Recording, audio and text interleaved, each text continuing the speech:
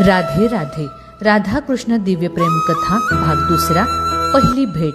वृंदावनात सकाळ झाली होती. यमुनेच्या काठावर मंद वारा वाहत होता.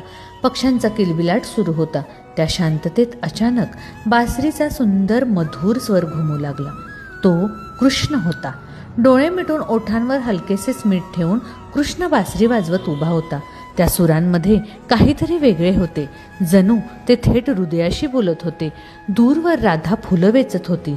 तो स्वर तिच्या कानावर पडला आणि तिचे हात थांबले. हृदय वेगवेगाने धडधडू लागले.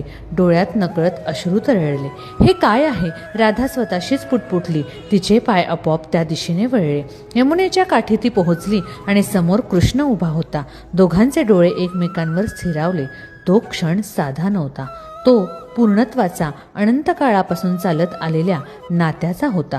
कृष्ण हसला. राधा मात्र स्तब्ध झाली. तू मला ओळखतेस का? कृष्णाने विचारले.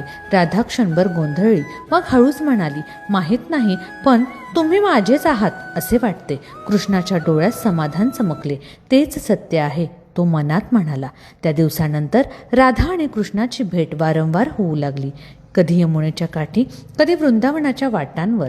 ते प्रेम बोलले गेले नाही, पण प्रत्येक नजरेत, प्रत्येक हास्यात ते प्रकट होत होते. राधेचे आयुष्य आता बदलले होते. कृष्णाशिवाय काहीच पूर्ण वाटत नव्हते आणि कृष्ण, तो राधेच्या प्रेमात आपली शक्ती पाहत होता.